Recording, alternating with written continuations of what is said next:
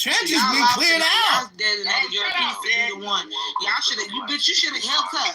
Shut up. You know them jokes was weak as hell. Shut up. Y'all just all there laughing at that lady on mute. Shut up before I put my dark side in your face. What's that word? Nothing. Just packed some old hoes up. Who you pack up, friend? Nah, I ain't packed no old hoes. Mouth did. And Tori. Speaking of dark side in your face, hey, Bussy. Who's she talking to? Dark side in your face? What that mean? Who's she talking to? This is the new Bussy. The house of Bussy.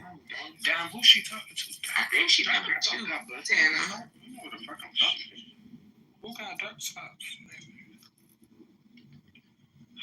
That's called pressure. But what up, Fox? Like, girl, if I'm outside watching my nigga on the grill, I'm back in.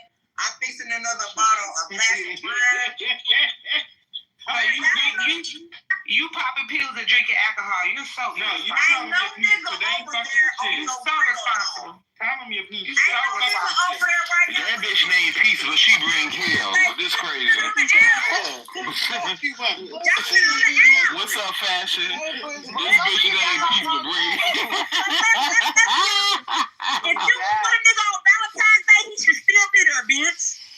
Oh This my should God. be there on Sunday night, bitch. Do you got a ring? He should still be there, bitch. Do you got a ring? Fuck that, hoe. It don't matter. I'm not so sure that is the truth.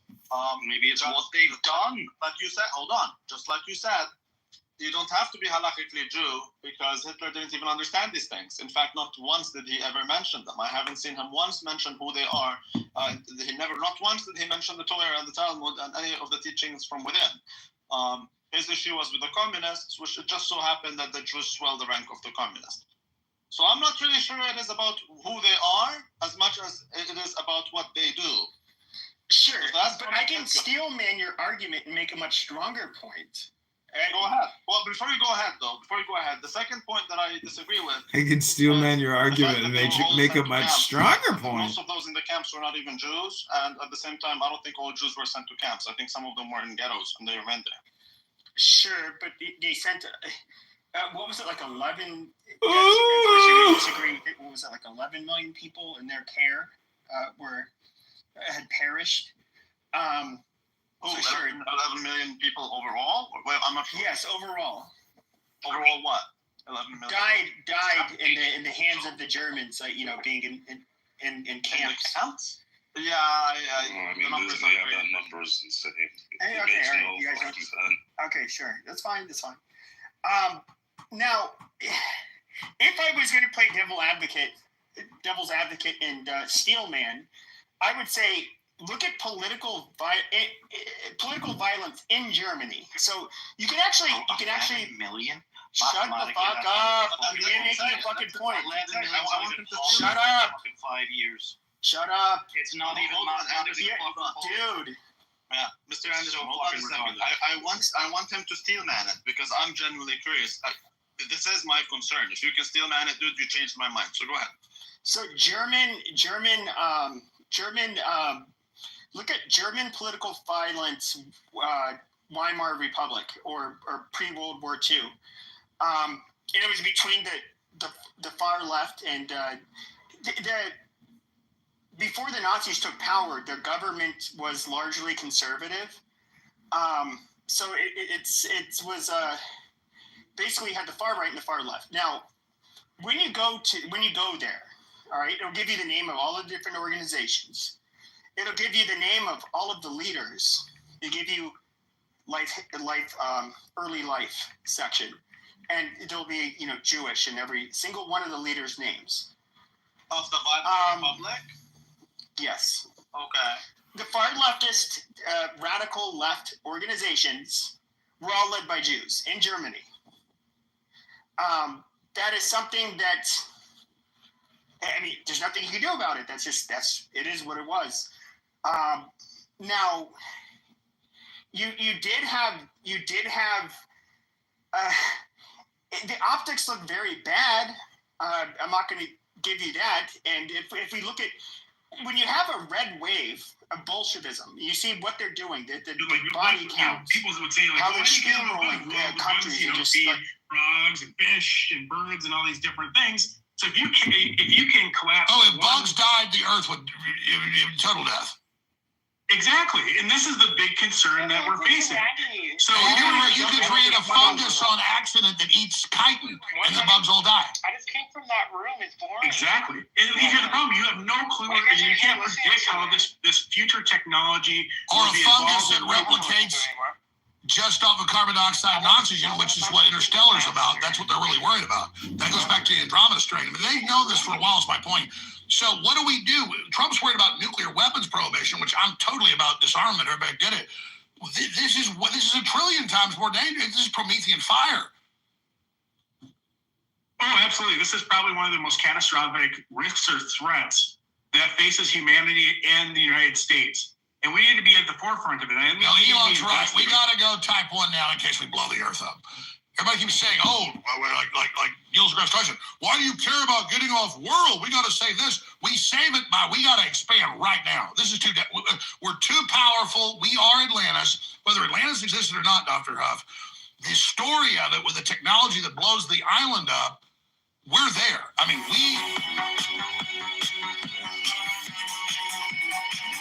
we're there. I mean, we obviously, you always duplicate. That's what life's about. You got to distribute. Do you agree with Elon Musk's plan to try to go type 1 civilization immediately?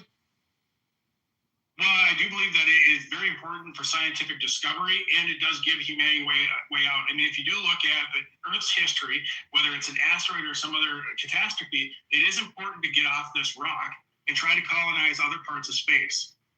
If we don't, human life will come to an end at some point. Elaborate on that, because this is such a no-brainer, and Musk's attack for this, before Musk ever said it, I'm sure he said it before, I didn't see it. I've been saying this for 30 years on air. You can't put your eggs all in one basket. Everything is about innovation, trailblazing, maverick spirit, pioneering. Elaborate on that. Yeah, so it's mainly about risk, like a portfolio. I look at it from like a risk portfolio, say that you have a bunch of investments on Wall Street. You don't want to put all your eggs into one basket. So we're stuck on these on Earth, which is our basket. Okay, and if you look back through the historical record, there's been a number of extinction events, asteroids, ships, comets. Yeah. Yeah, and so pandemics could be one of those. It could be human nuclear winter caused by nuclear warfare. The only way to actually mitigate this risk effectively over an infinite time scale is to expand across the universe and try to colonize other places. And then it ends resource wars because it's unlimited. Well, along with this, so if you're also pushing the space race, so to speak, and you're investing in all this different space technology, oftentimes you develop other products to solve and engineer other products to solve problems that you didn't think of. And the one that they used to use from the 70s all the time was Velcro. So they had a problem in space where things would float around, they couldn't keep in place, so they invented Velcro so they could stick a wrench to the side of the spacecraft and it wouldn't move. Well, Velcro then is now used in all sorts of different applications. There's 3M has this awesome industrial Velcro, which can hold like 100, 200 pounds. I've used it myself. But that was a technology that was not planned. It wouldn't have been thought of unless we were engaged in the space. Bottom line is we need new challenges for innovation and competition. We have to have it. Oh, absolutely. By pressing through this space race and getting to Mars, it will actually push what it means to be what it means to be an American. I'm very proud of the United States investment into programs like SpaceX and Starlink. But it's also going to be critical for human survival over thousands of years, hundreds of thousands of years, however we can push it. Nobody knows, of course. We don't know when the next. If we go interplanetary, interstellar, we're going to survive. I mean, that's the big fork in the road. We've got to do that. I mean, that's. I don't see I don't think it's impossible that, or let me rephrase that. I think we're going to get to Mars. I think Elon Musk is going to bring us there. I think this, the technology that will be developed to make that happen, could bring all sorts of advancements to material science and also new types of energy and travel. In the physics literature, they talk about, you want to talk about UFOs and that kind of thing. They talk about gravity drives. It checks out on paper. If you go look at the math, and I'm not a physicist, but I know enough to read through some of the equations and what they talk about and understand it. It looks like these types of things are possible. So as Elon keeps pushing the international, I should say the global or the interplanetary space race, good things are going to come of it. And I've looked at the numbers, and it's more of an art than a science, but how far we've come from the Wright brothers 100 and something years ago to now, we're like 98% there. It's like you got to go big though, and it's done. Yeah, and I keep on actually making the same argument with biotechnology. So there's a lot of people that are really concerned with new biological products in this synthetic biology field. So if you look back over the past 200 years, we have made tremendous advancements in biotechnology. Now with the fusion of AI and other types of advanced science and technology, microprocessing improving, AI on the chip's going to be a thing soon. With all these advancements, it's really going to push the envelope of synthetic biology. We might get to the point where we can have fully synthetic but biological replacement tissues. So skin, eyeballs. I mean, you can really get creative with the different kinds of things. You think, Well, as an example, my Achilles is totally gone because I waited too long 10 years ago when it started to tear, and I waited. It's all gone now. And they're like, even if we get a cadaver from China, it's going to be hard now. And I mean, I could literally lose my leg. It's bad, folks. And I'm still hiking everything. It's just going out because all the other stuff's going out now because that's totally gone now. The legs, now the foot is numb. Electricity shoots through it. But yeah, I morally don't want to take. They might have killed some person, so I won't do it. But so that I'm waiting. I would love if they could just grow me into a tendon.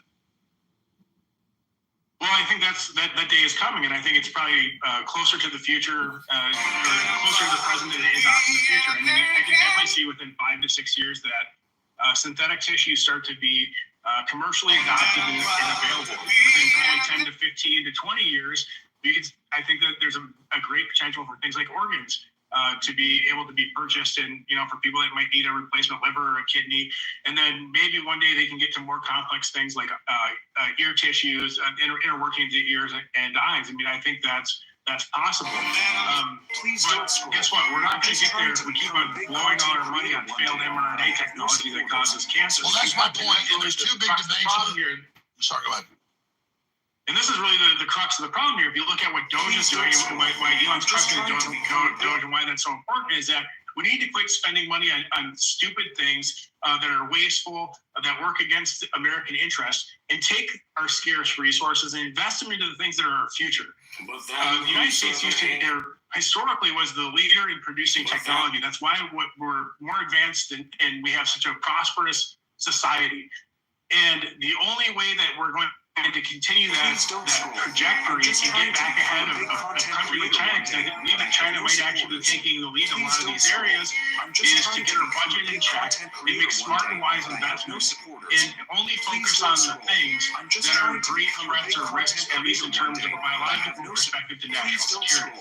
I totally agree. They call that disruptive technology. Well, not letting technology grow, paying $50 million to study shrimp on treadmills is going to get us killed. And there's a lot of schools of thought with the global elite and the Carnegie Endowment, the plan for peace to dumb us down in the human cycle to stop war. And all it did was just make us uncompetitive and turn us into blobs. That's where we are now. We're trying to get off that system and go back to the Renaissance.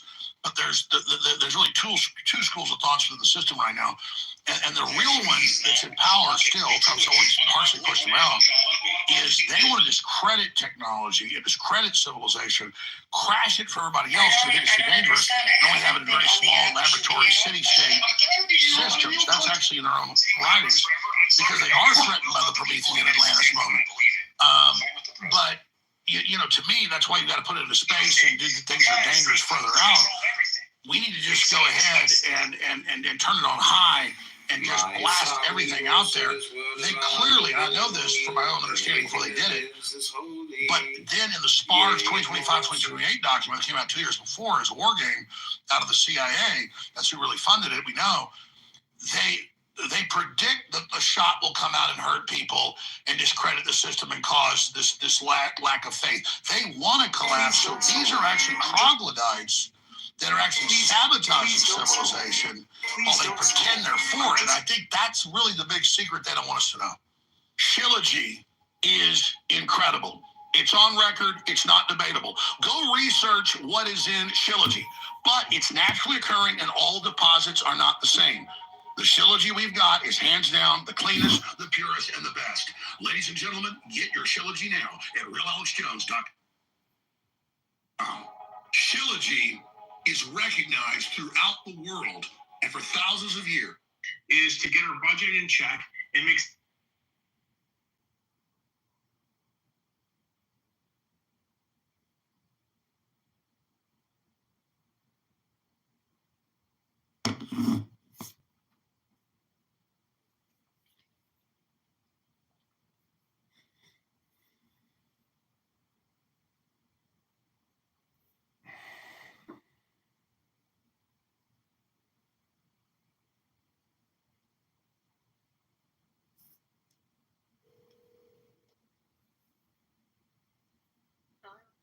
Hey, MJ, how are you doing? Is it Amanda or MJ? It's Amanda, but I go by both MJ or Amanda. Hey, this is John. Nice to say hello. How are you doing? Hey, yeah, I'm good. How are you? I'm good. I'm just having a nice evening at home, relaxing. What are you up to? I am finishing packing. I need to pack all of my work stuff and everything else that I need for 2 weeks. This was not supposed to be a 2-week trip, so everything had to be adjusted. Yeah, well, it's a good time to go to Puerto Rico, right? 1 second, you're breaking up pretty bad. Are you there? Yeah. Okay. I'm sorry, what did you say? I said it's a good time to go to Puerto Rico. Not sure if it's my phone or if it's yours. Let me just pick up the phone. Can you hear me now? There we go, yeah. Sorry about that. Yeah, I was just saying it's a good time to go to Puerto Rico. Yes, I'm not upset about being in Puerto Rico.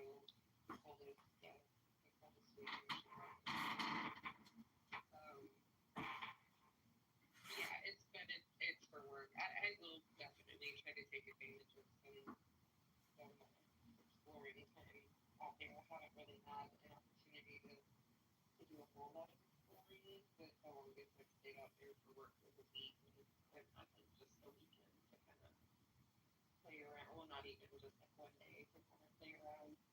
So I went to like a national park out there, did some picking, but that's about it.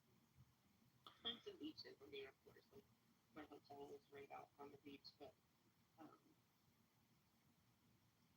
yeah, it's. I don't think I'd ever spend my own money to go to Puerto Rico. It's just not my kind of vibe, but I'm not complaining at all. Yeah. Are you more of a skiing person, or do you like the beaches, or do you like beach? Oh, I love beaches. Yeah, I love the beaches. I just to spend the money to go to Puerto Rico, I feel like the money could be better spent going somewhere, even Florida, like have prettier beaches than Puerto Rico is. But I mean, I'm glad I've experienced it. But I'm also very glad I didn't spend my own money because it's just underwhelming, and it's kind of like trashy. I think not Yeah. Yeah, I know what you mean. I've never been there, so but I'll take your word. I've heard it's, Yeah, I mean it's fun. It was it's always a decent time when I go. I just they do have some of the best vegan food I've ever eaten. Like they perfected vegan food out there. So that was the highlight of my trip last time. Do you know what the difference is between Cuban food and Puerto Rican food? I mean, I've had like Cuban food, which has been amazing, but I can't remember ever seeing like a Puerto Rican restaurant. And if there is any actual culinary difference between like I guess Caribbean island, yeah. Yeah, I don't know. Well, I know like mofongo is it's like their Puerto Rican staple is like mofongo. I'm not a fan of it. I don't know what it is. So you live out in Wheaton, huh? Wow, I used to be in the army, and I was in this amazing guy. He was from Wheaton. He went to Wheaton University, I think. He was super Christian. Yeah, it's my luck that I ended up in the most Bible thumping suburb of Chicago. I don't know how I ended up here. It was sight unseen, so I just needed a place to stay, and it was close enough to my office when I first moved here. So, and I I ended up here and trying to make the best of it. It's not a bad little town. It is very, very Christian. I hate these apartments. They're trash.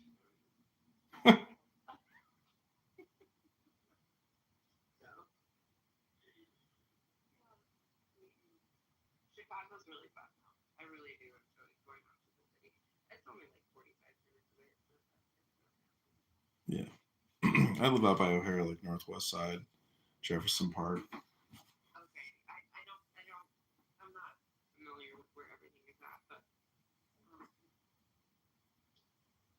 Are you flying out of Midway or O'Hare? I'm sorry.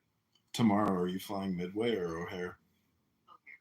Oh. Yeah, I've only flown O'Hare. I've never been. So, where are you from originally again? Texas? I was born in Albuquerque, and we lived in Vegas until I was about 11 before moving to Houston. But then I lived in Houston for 27 years until I moved to Colorado like 3 years ago. Oh, wow. And then I've just been traveling for work, so I went to Colorado, and then I lived in Georgia, and I lived in Kentucky, and now I'm here. Wow. My mother lives in Albuquerque. My grandmother. Oh, did you? Oh, okay. Yeah. So, New Mexico is a beautiful place. Yeah, it's pretty. I find it very peaceful there. Yeah, I do. I always tell people like if you're like a sunset or sunrise person, oh man, you'll see some of the most beautiful skies you've ever seen in your life there. Like it really is. I'm like it's a different sky, it's a different world out there. It's just gorgeous. The hot air balloon stuff is pretty funny.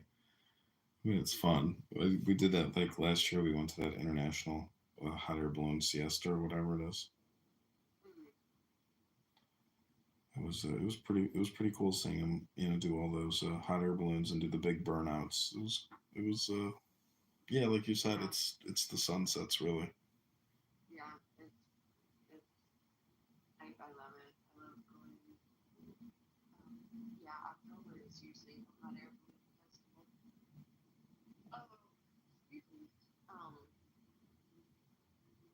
And it's always like I've been when I was little, but um, as an adult, it's just so much more interesting.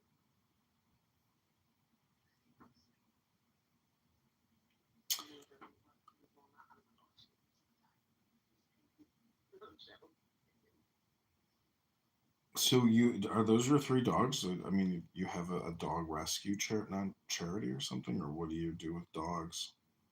Yes, those are my three dogs. And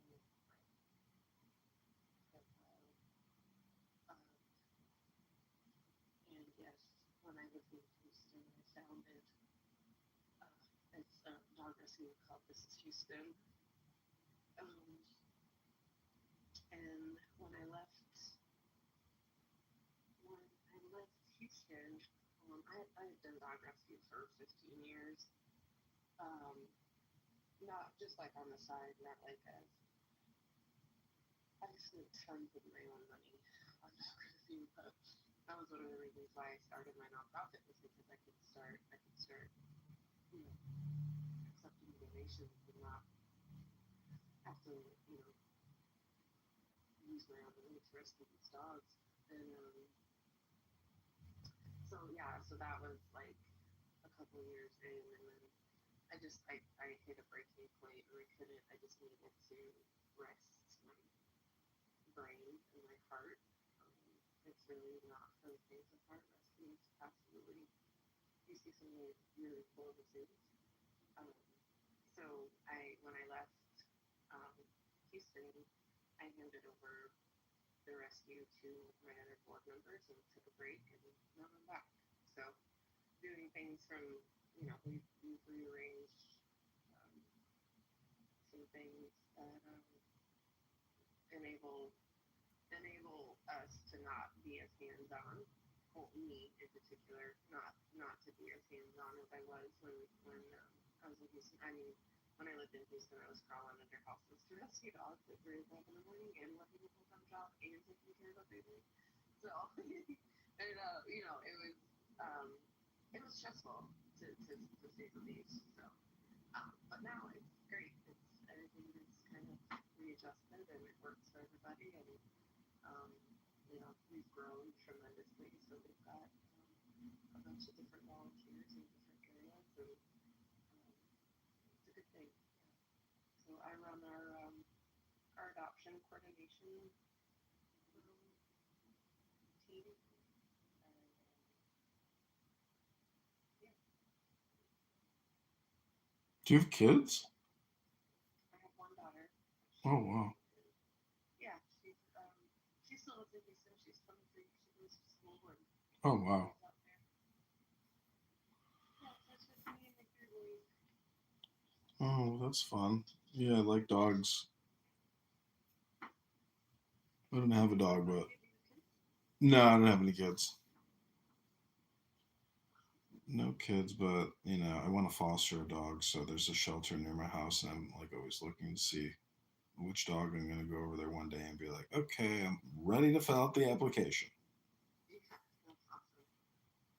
Yeah, Pause Chicago is actually a really great organization if you're ever interested, or if for some reason you can't foster through the shelter that's near. Well, I'm not sure if Pause Chicago is the shelter that you're talking about, but No, it's something in Elston out in the northwest side by me, but I think I'm gonna do it in like June because yeah. I have a sailboat at Montrose Harbor and there's a dog park there. So I figure it'd be like a good time to shelter and then, you know, maybe try to find a new owner for the dog or something. Yeah.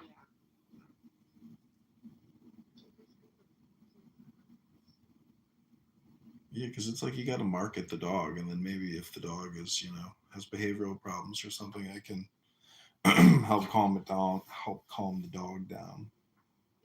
Yeah, that's a lot of the issues. Well, I mean, this is Houston was started because, like, I rescued dogs independently for the majority of my rescue career, if you will, we call it career. Um, but you know, without like 501c3 backing, outside of other rescues that would help me, but that really is like this is Houston was started primarily because I was like there has to be something like we're just putting a band-aid on the issue. So really this is Houston was started because I was trying to get out in front of the issue, and I you know spoke in front of city council.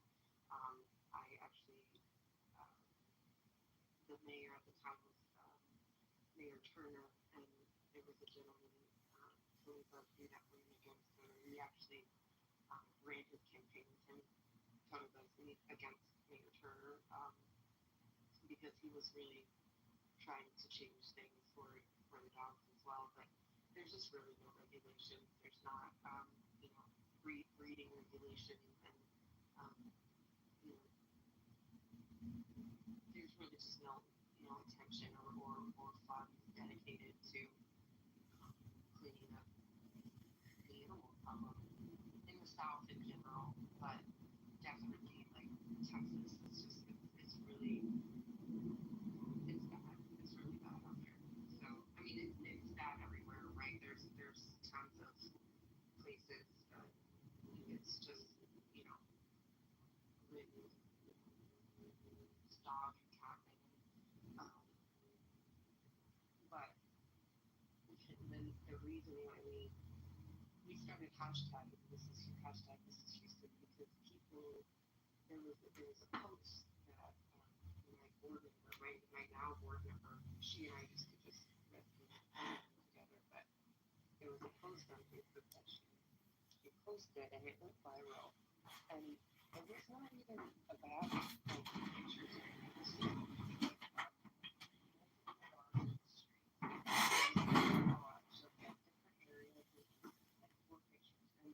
It was just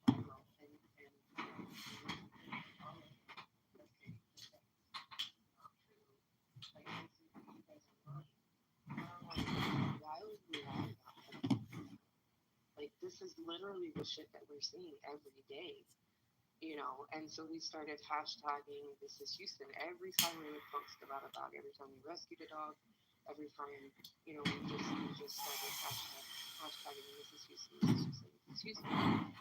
And that's when I was like, we need to start our own rescue. And my board member Laura, and I started it, and then I brought her on, and then her boyfriend, vice president, they both joined on, and so we three were board members, and we kicked ass. We still do, like but in the beginning we really we did we saved a ton of dogs. So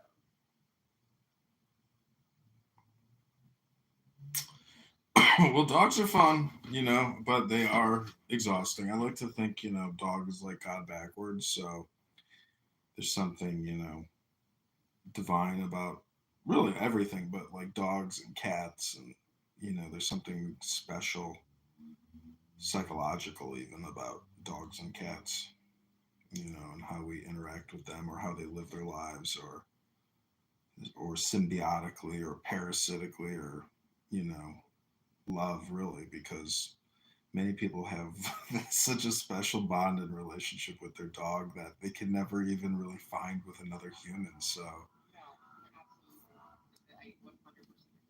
Like the bond that I have with my dog, I will never find in human because it's unconditional. I feel like humans don't really understand unconditional love, the way that dogs do. It's that agape love, right? yeah, That just ties into dogs love backwards. It's not God is agape love, all of that, right? Like it ties in together. Um, so, and they're so innocent. Like the reason why we have the problems that we have with unneutered, dogs or unfixed dogs and cats is because of humans. We did this, so it's, for so many years, I tried to put the burden on everybody else, and trying to save these dogs. And that's, my scream from the beginning has always been, well, if we just stop rescuing, if every rescue in America would stop rescuing for a week, FCC officials would have no choice but to come up with a solution on their own. But the thing is the truth is that there's an ugly, corrupt side to rescue too, and there's a lot of bitches out there that are scamming and for money, and I mean it's human nature because there's good and evil in everything, right? So it's like you've got teams like my team where we are literally blood, sweat, and tears trying to save these dogs, and then there are stories that pop up about other teams that are hoarding dogs and they're eating their own feces, and yeah, donations are being spent on purses and personal things, and these dogs are being left regulation. There's no regulation in rescue either. Anybody can certify rescue. Yeah, they just arrested this doctor downtown. She put her dog in a plastic box and was apparently going to have it die in that plastic box, but she was being evicted, so the landlord's maid, the cleaning lady, uncovered the box with the dying dog, and luckily they saved the dog. But they arrested her, and she posted bail. But really bad PR for you if you're a doctor.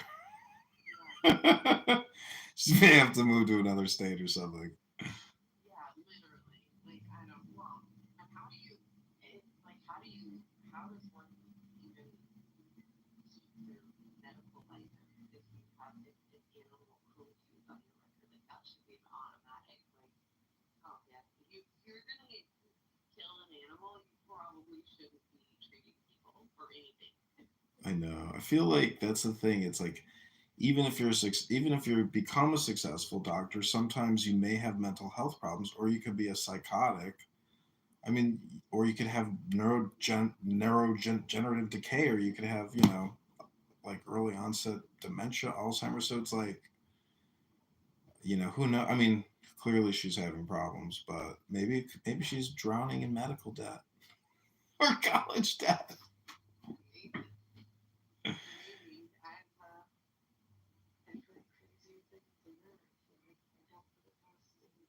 Yeah, I wonder if I'm just like trying to get into the mind of somebody that does that, because like they must get some sick perverse dopamine feedback from being so disgusting. Like you could easily find that dog, sanctuary, but like they choose to essentially decide to torture, It's very strange. Sad.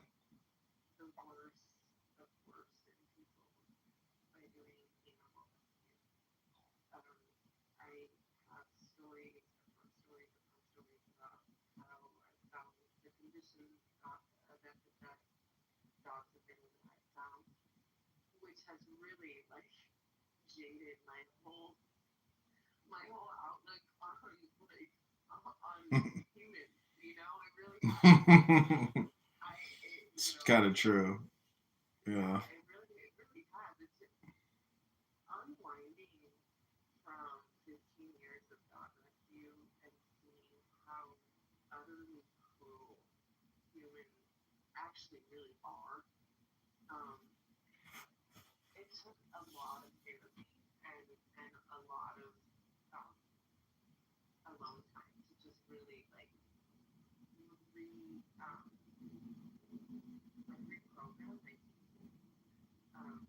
because it really is like it's not for the faint of heart. It really is. You can see some really really awful things. Yeah, because then there's levels above that where they may, it's like you can look at the news. There's this app called Breaking News, and like I see all these like murders and deaths that like you don't see maybe in like Sun Times or Tribune or other things, and it's like, yikes! Like, oh my gosh, this mother just murdered her 3 children. It's like, you just see things where you're just like, I can't believe this. Can't believe it. It's just so shocking. But it's with the dogs and the.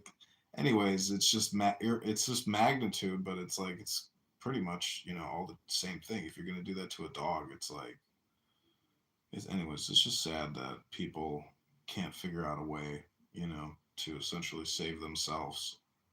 Yeah, that's really what it boils down to. Yeah.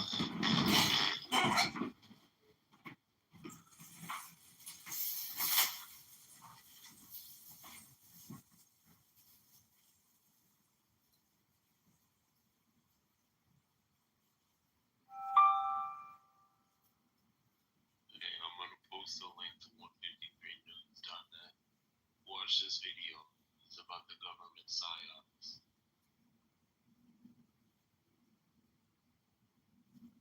153news.net.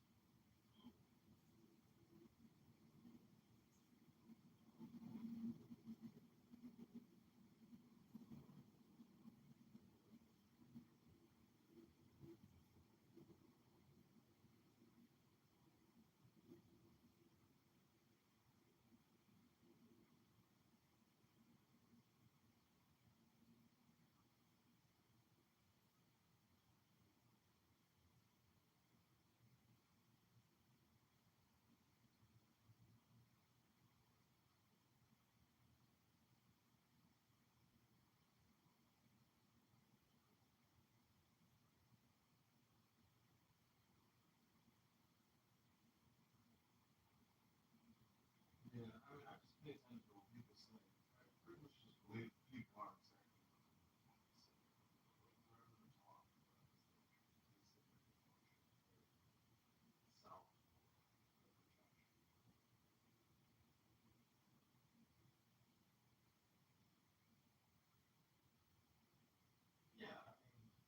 Yeah, I mean, unless they're like acting crazy lies or something, totally, people totally do that. But yeah, there's my sister met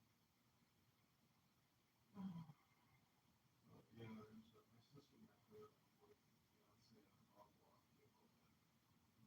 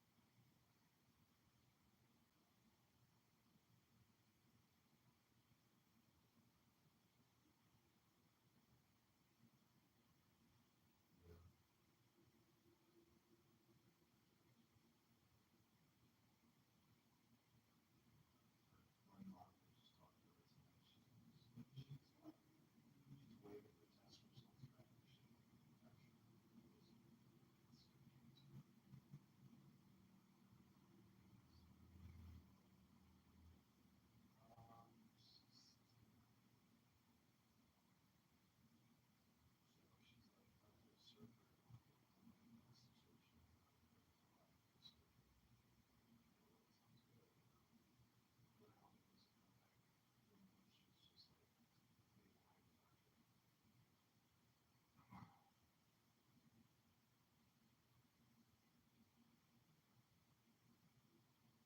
I mean, I wouldn't be surprised if they did that.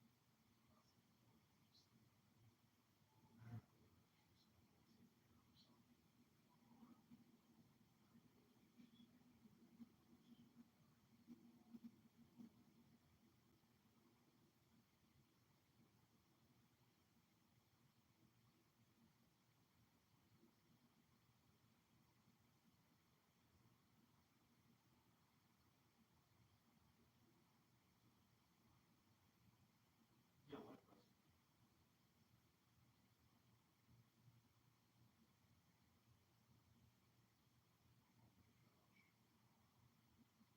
Oh, it's the worst.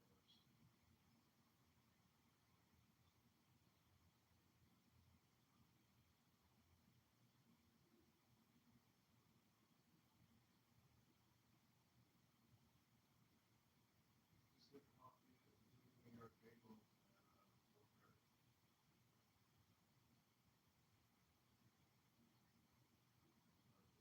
4:30. Yeah, that is the worst. It really communication about like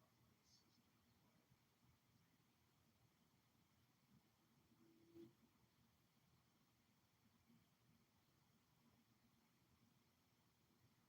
Are you flying Spirit?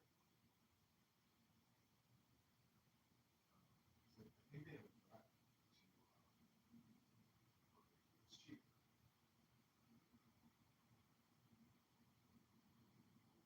I'm almost sure they do. Are you flying American?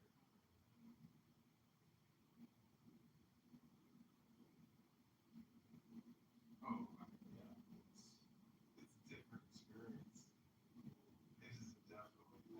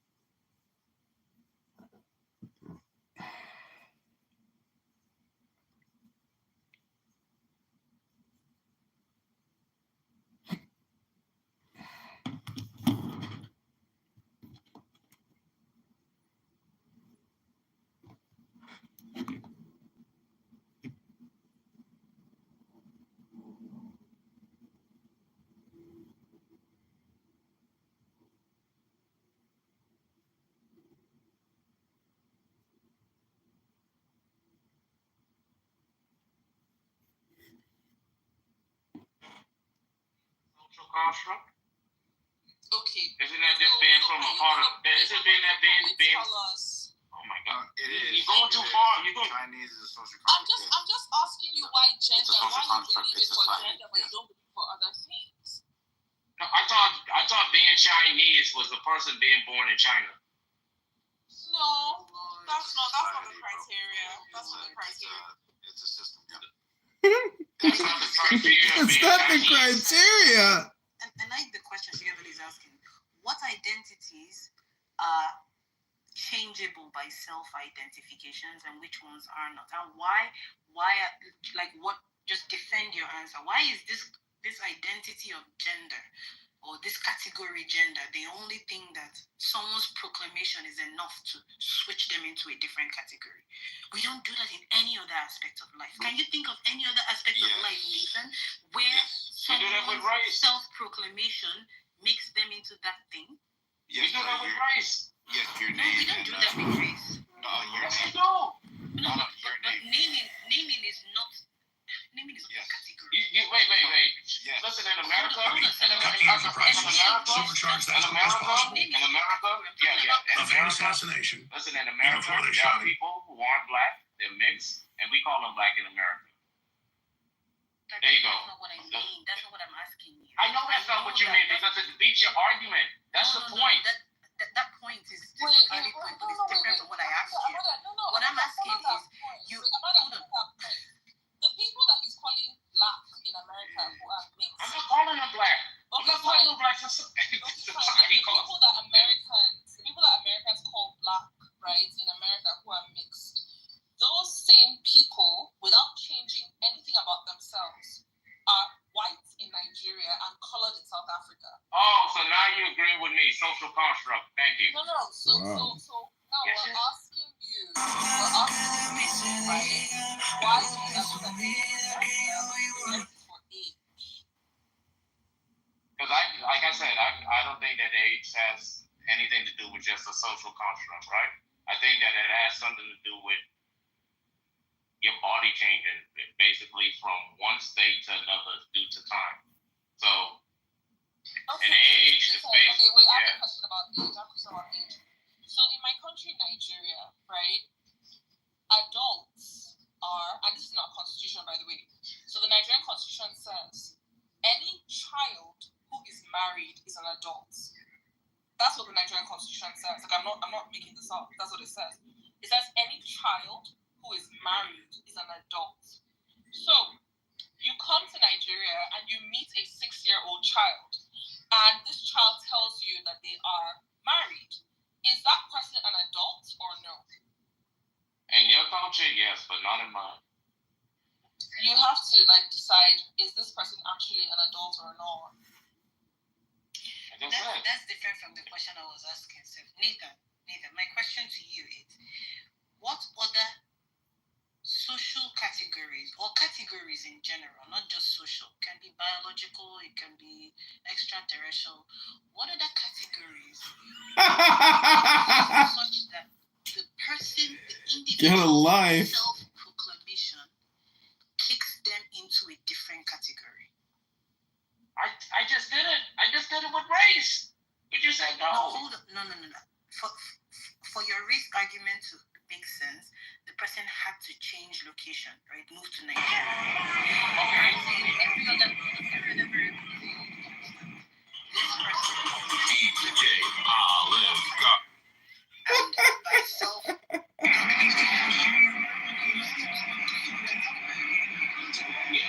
I'm asking you for an example because I thought I did, but it wasn't good enough. So Get I a life. That's what makes me give me the example. So the example you gave, the person has to move to Nigeria to then be seen as white, or the person has to, for the example of a girl that is married, or a little girl that is married, it's based on jurisdiction, right? I'm just saying, in society today, are there categories where self-ID is valid outside of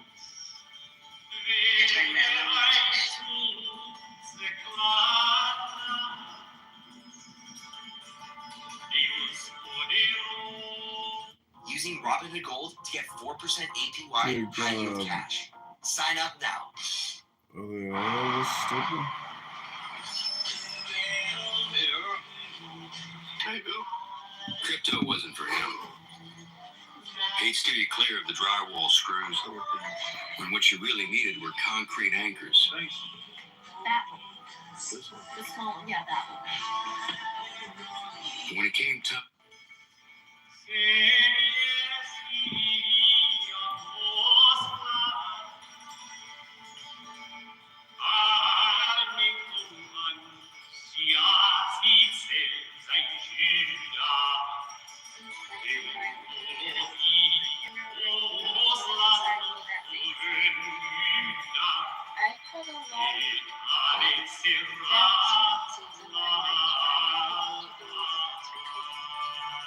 be able to, advocate for, the opposite.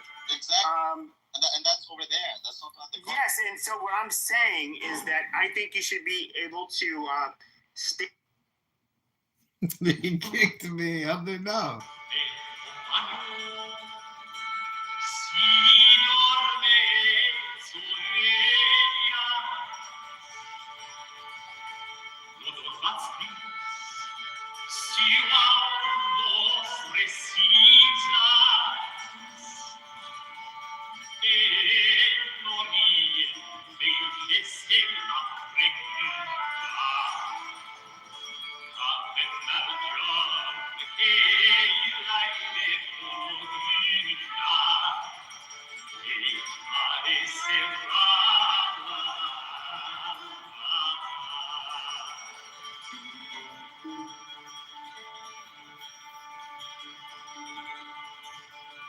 don't believe the voice in my head is who I am anymore.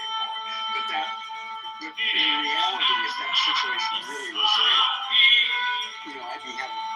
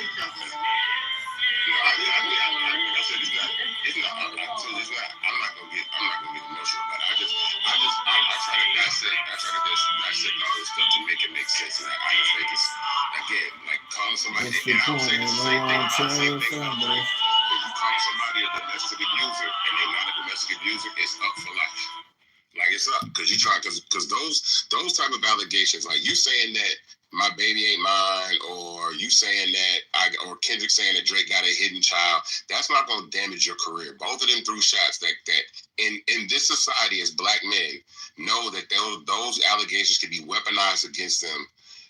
Those allegations could be weaponized against them in corporate America to damage their careers. That's the risk that both of them took.